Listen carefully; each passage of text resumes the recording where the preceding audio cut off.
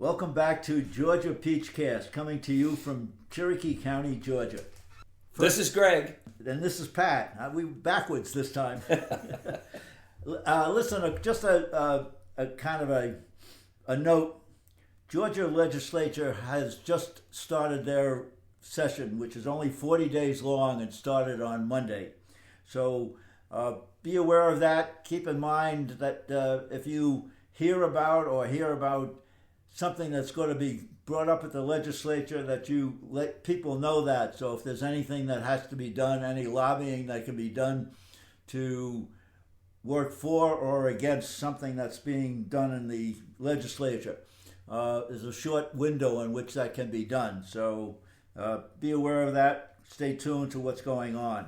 Number two, you've got to start calling these senators big time now on a regular basis. Not just your senators, all of your representatives, that's, state and federal. Yeah, that was coming up. You jumping again on me. Sorry, all man. Right, no, but the first one that you gotta get after them about is the ACA extension that the U.S. House has passed. It's going to get into the Senate, and the Senate has to pass it.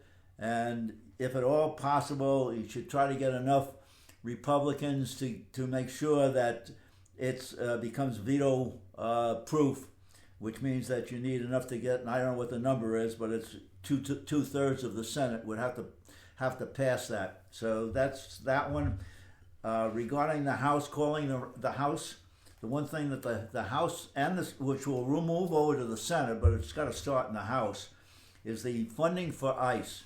The funding for ICE, and Gregg, you know this, the funding for ICE on the books is larger than the total funding and budget for the U.S. Army, Armed Forces, which is absolutely ridiculous. Well, it shows you where their priorities are. I know. Their priorities are to have a standing army of ICE agents within our borders, which, oh, by the way, is against the Constitution. Yeah. Which should annoy people to the extent that it would come out of the administration, but then it had to be passed at the House and the Senate in the budget, and it may have been part of the big, beautiful budget. It is. It's part of the big, beautiful bill. And that's so that should not, they can all be amended.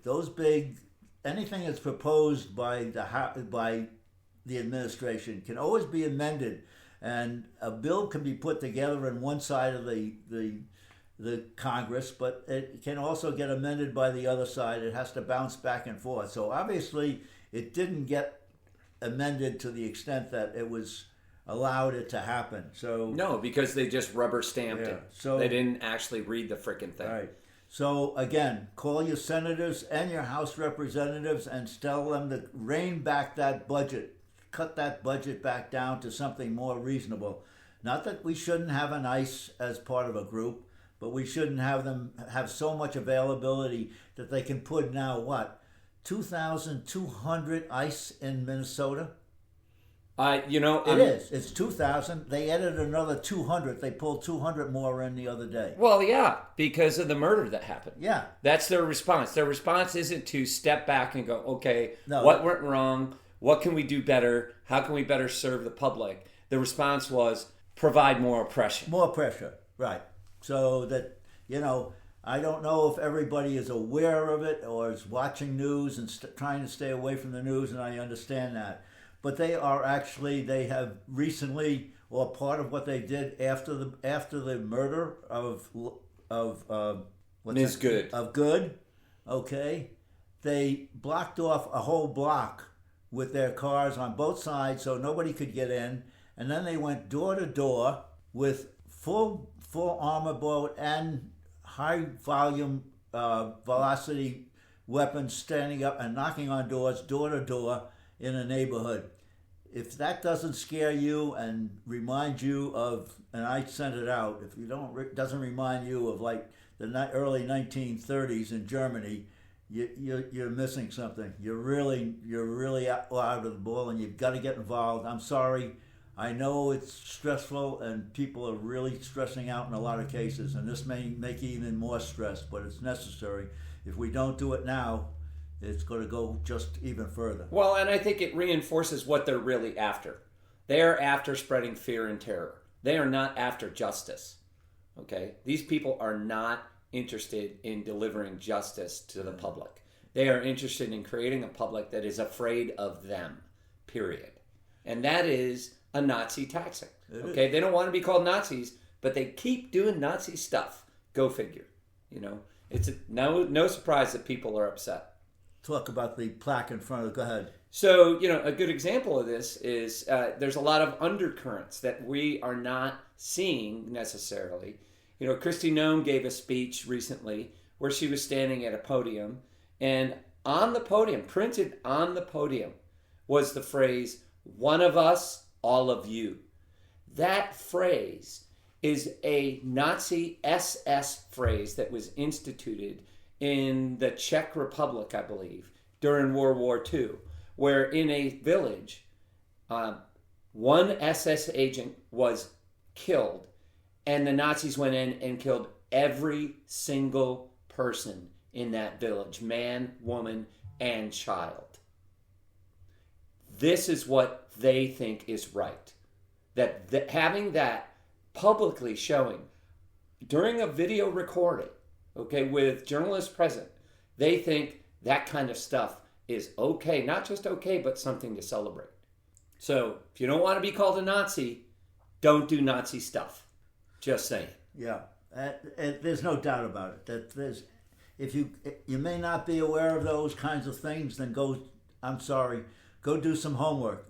Find out what happened in the 30s and compare it to the way it is today. In fact, one thing that I have just recently printed out, I gave to Gregg. There was one of the podcasts that I listened to. She read a pamphlet that was created in 1943 so that the U.S. Armed Forces would understand what fascism is.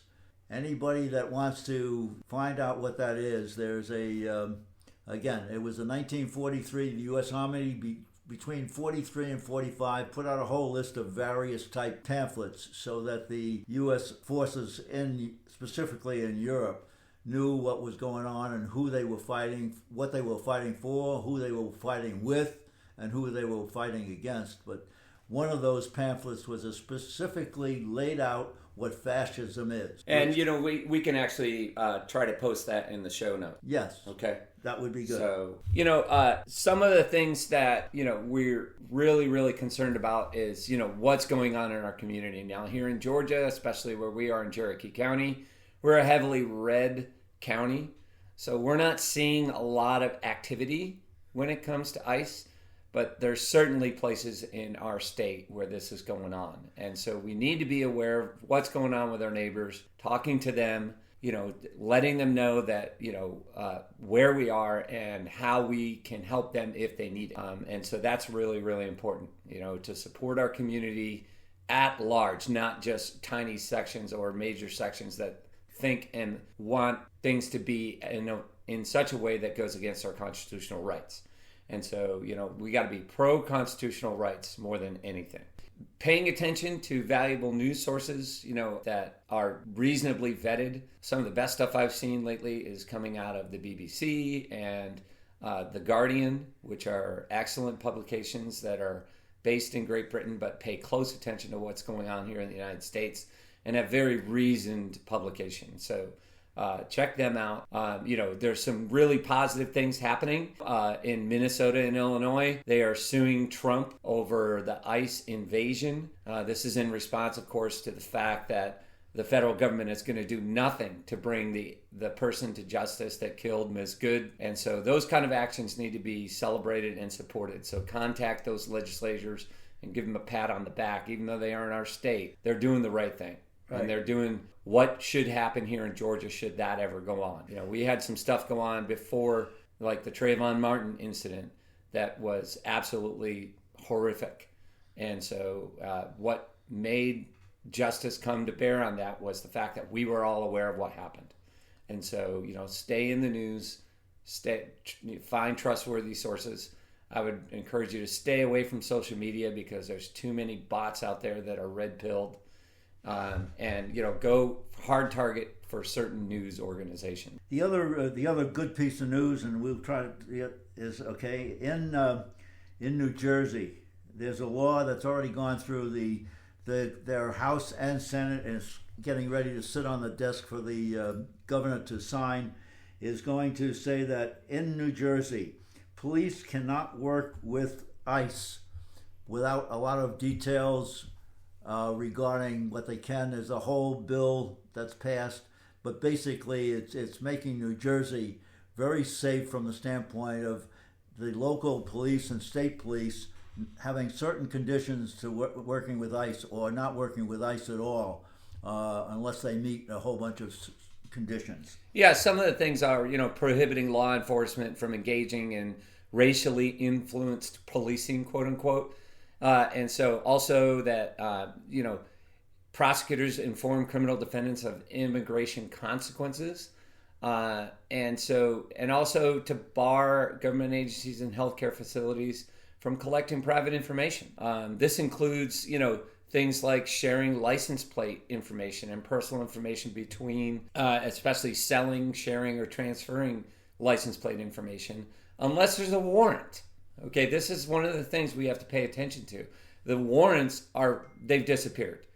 These agents feel like they can do anything they want without a warrant. Without a warrant. And so, that example of Pat about in Minnesota, how the government doubled down, sent in more ICE agents, and was basically terrorizing people, going door to door and invading their homes without a written warrant. Yeah. Okay, and so they claiming they have a warrant, but not showing it when challenged. And actually breaking down doors. They weren't even knocking on doors. They were breaking down doors and just going in. And if the federal government wants us to trust this federal agency, okay, including DHS, they need to be following the law and showing us that they're following the law, and that's not happening. There was a poll done the other day on January 9th to 11th. The poll was conducted out of 1,265 U.S. likely voters. This is from the Center Data for Progress, and that found that the vast majority of U.S. citizens polled in that poll felt that ICE officer was not justified in killing Ms. Good. And anyone who watches those videos would feel the same way. Right. There's absolutely no way you cannot think that was absolutely, I'm sorry, the word is murder. Yeah, that's what it was. It was murder. That's what it was. And so, that's the kind of thing we need to get passionate about and, search down the sources, let your heart create the passion to do something, but make sure you're backing it up with facts and logic. So, all right. Now I got one. The other good, to me, it's a good piece of news. I think same with Gregg. Okay, is that a whistleblower has released data on 4,500 ICE and DHS agents, so that they are now public record as to who they are and where they live and all the details about them. So finally, the point was we start knowing who they are and where they are and what they're doing, more ways in which to track them and keep track of what's going on, and also puts them on notice that they are not just being able to use the data on us and our people and other people outside of the warrant and go to door based upon somebody's address. They are now aware that public notice has got information about their names, addresses, telephone numbers. I don't know whether we got license plates, but we got the bottom line is that they need to be known who they are. Okay, and then you can do your search after that. Yeah, this idea that masked agents can come around, not show you ID, not tell you their name, that is against everything we've been brought up to expect from our legal and well-trained law enforcement officers, regardless of what department they're in. And so the idea that some rando can come up to you in a mask, in tactical gear, and bully you to do something is against everything that we've ever stood for in this country. And so it's really important that we hold their feet to the fire as much as we can and force them to do the right thing, the thing that professional, responsible law enforcement officers always have tried to do. especially in the last 40 years in our country. So that's all we have for you this week. Check the show notes out. We'll put a couple links in there for you to go and check things out, including the ICE list. Yeah. And so, and keep yourself as safe and protected as you can, your family members, your friends. Make sure you're talking to people. Don't just hold it in, okay? Right. As I always say, there's 3 important things. First, take care of yourself. Second, take care of your family. Third, take care of your community. Stick with those, and I think you'll be okay. And sorry for the venting, but it's gotten so wild now. There's no way that I can't personally start venting. Yeah, government-sanctioned murder should make us all upset. Yeah. So. All right. All right. See you. Nothing but love for y'all. See you next week.